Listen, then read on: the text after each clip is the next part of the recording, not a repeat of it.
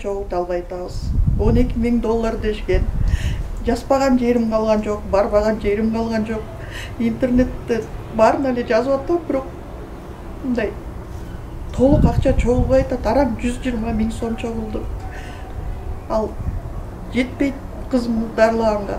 Жолдошу каза болуп калган. 7 жылдан бери өзү жаңгыз багып келатат.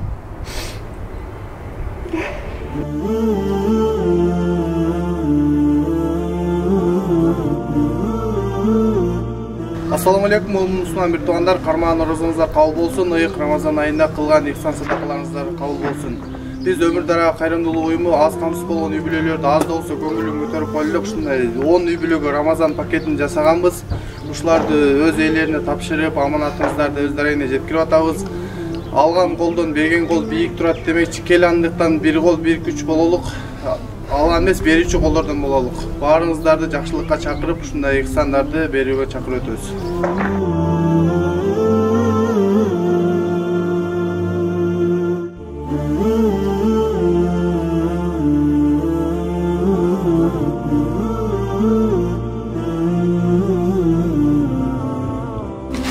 Саламатсыздарбы, урматтуу туугандар.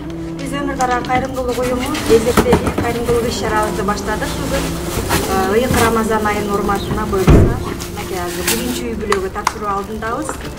Бүгүн 10 үй бүлөгө таратып беребиз.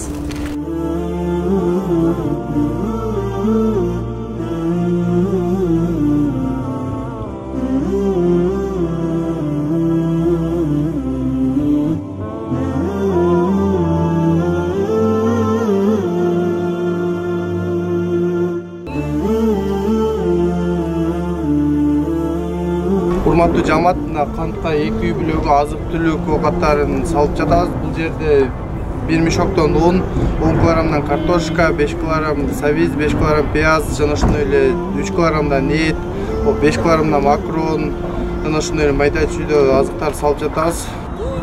Бул үй бүлөлөр аябай муктаж адамдар, 7 балалуу, 8 балалуу үй бүлөлөр.